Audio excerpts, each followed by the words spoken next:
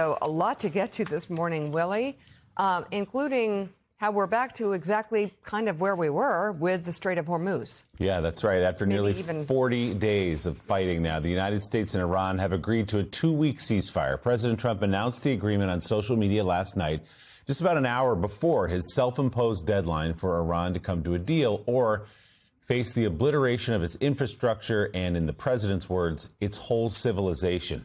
Trump said at the urging of Pakistani mediators he would withhold his threatened apocalyptic attacks on Iran for 2 weeks, subject to the reopening of the Strait of Hormuz.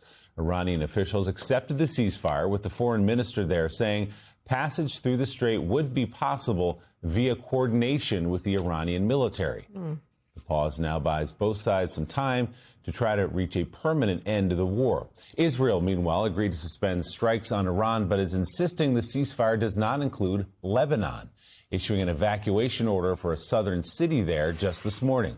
Missile alerts also continue to sound in several Gulf states in the hours after the deal was reached, in a sign ceasefire orders may not yet have filtered down to some Iranian forces. David Ignatius, let's start with you and pause here for just a moment. We all agree that a cessation of attacks on both sides for now is good for 2 weeks, but to what end? Are there real negotiations going on? And now, with Iran still effectively controlling the straits, but just letting ships through for a couple of weeks, does this look like progress to you? So, Willie, without question, there is a sigh of relief, I think was felt around the world, that we've moved from this extraordinary threat to wipe out a civilization to a process of discussion that's said to begin Friday in Islamabad, and acceptance by both sides of basic terms. The problem, as always in negotiation, is the ambiguity of the two sides' positions. President Trump has said that the Iranian 10-point proposal for resolving this conflict, for a ceasefire, is a workable basis for negotiation. But when you look carefully at it, there are a number of items that the U.S. is going to have trouble with. And it's striking, 40 days into this conflict, the U.S. has gone from demanding unconditional surrender from Iran to basically working on the Iranian term sheet for a settlement. That's going to lead to a lot of bumps in the road ahead. Also, there's going to be so much discussion about whether Donald Trump's rhetorical style, his wild threats, ended up harming the U.S. position in global opinion. Pope Leo called it totally unacceptable in the last hours before Trump decided to accept negotiation. Or whether, I'm sure in Trump's mind, it was part of forcing Iran into finally accepting a negotiated structure. And then lastly, what exactly has happened in terms of reopening the Strait of Hormuz? That's the key issue in terms of the global economy. Iran is saying that it will work with Oman across the strait on a system to allow shipping in and out, but it also talks about the two of them collecting tolls, revenues. That's going to be something that will be very hard to negotiate. But the details now are to be worked out. This is the kind of negotiation that could easily collapse because of differences you can already see. But again, the financial markets are telling us there's generally a sense of enormous relief. Yeah, Admiral Kirby, kind of an extraordinary headline in the Wall Street Journal this morning. Trump backs off threat to level Iran. That's where we were entering this negotiation and a 2-week ceasefire that he had said, quote, a whole civilization will die tonight, never to be brought back again, from the United States president. That drew criticism from some Republicans, not many. But your sense of where things are now and what these 2 weeks buy in terms of finding a permanent end to the war? Well, that's the big question, isn't it? I mean, the three things I'm watching, and David covered a little bit, was will the ceasefire hold? That's an open question, Willie, because there's not a great history here. The last time Israel and Iran earlier this year declared a ceasefire, they were still slugging it out because there's the command and control systems in Iran are not well established after 40 days of war here. And the IRGC operates kind of independently. So we got to see whether that holds. Number two is, as David said, we got to see what the Strait opening looks like. And it's important for folks to remember that before this war, the Strait was well open, and somewhere between 100 and 135 ships were transiting that strait every single day without molestation, without having to pay any tolls, without any checking in with the Iranian military. So the strait, though it may be open, will be restricted, and that will affect the flow of oil. And then number three, of course, is where these talks go in Pakistan and Islamabad, and that's a very, very open question. What I'm concerned about, or what I'm looking for here, is when we get to peace talks, what will be the role of the IRGC and the regime going forward? Are we just leaving them in power? And with what capability will they be left with? Because although a lot of it has been degraded over 40 days, it has not been eliminated. Their ability to threaten their neighbors still exists. And so what's that going to look like at the end of these peace talks? So President Trump says the 2-week ceasefire will give the United States and Iran time to finalize a peace agreement. But as David Ignatius and Admiral Kirby discussed, there are significant sticking points among Iran's 10-point proposal for peace. So that's the U.S. would guarantee a complete end to all strikes against Iran on a permanent basis. Frozen Iranian assets would be returned to the regime. Sanctions would be lifted. American combat forces would be withdrawn from the region. Israeli operations would cease in Lebanon and against other Iranian allies.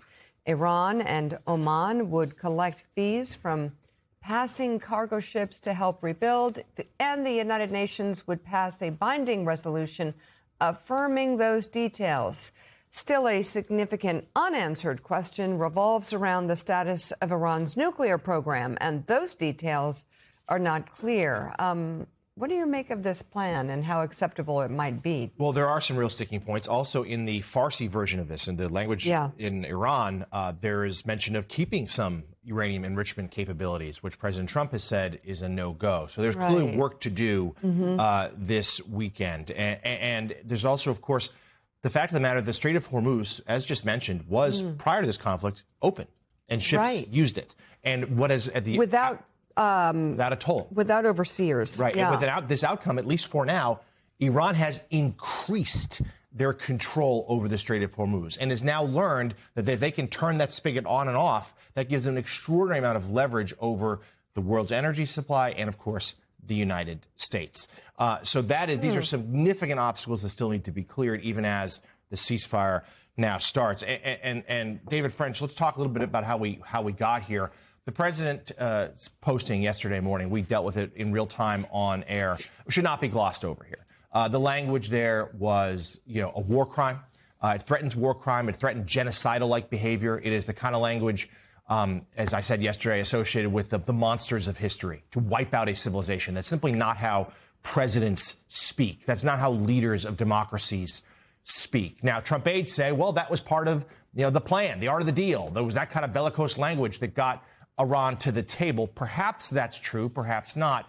But not only are we not sure what that deal looks like, I think we also need to grapple with what happened yesterday is something that will leave a stain on the White House, the legacy of this president, but also how the U.S. is viewed throughout the world, and particularly in that region and in Iran, where certainly a vengeful regime someday could still lash out.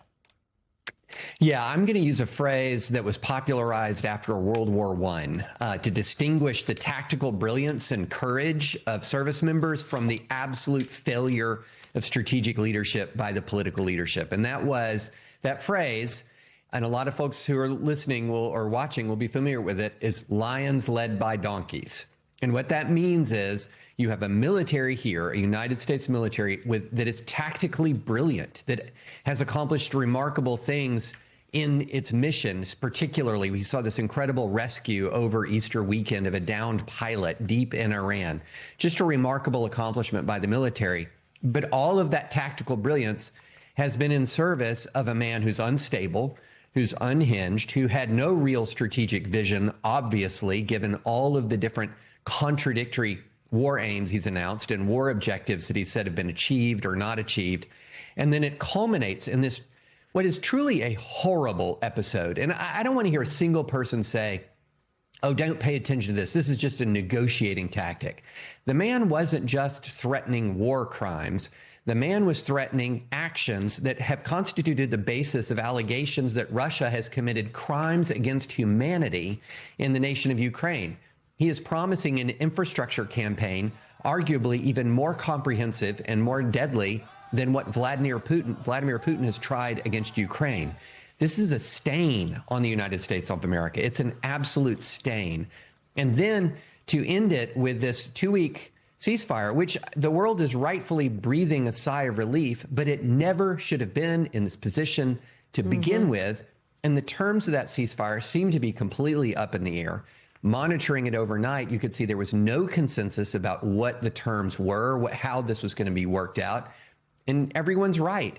As of right now, Iran is left with greater control over the Strait of Hormuz than it had before, with potential to receive even greater financial rewards that could be used to reconstitute all of the equipment that it has lost.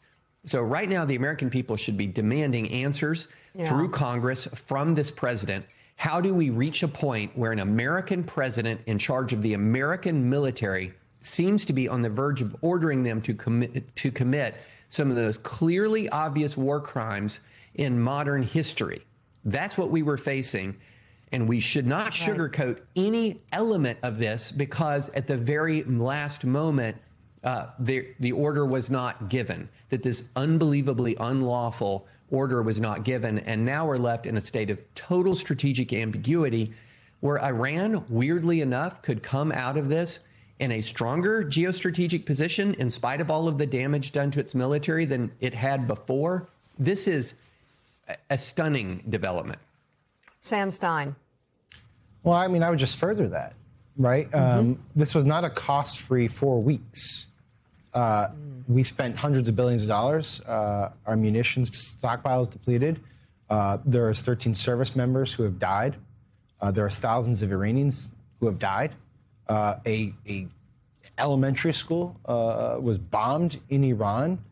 Infrastructure, critical energy infrastructure in a number of states was damaged or completely ruined. That has to now be reconstituted. And then, as David mentions, all the other stuff. Reopening the strait, it's not going to happen. Now we have to apparently have a surcharge on ships. So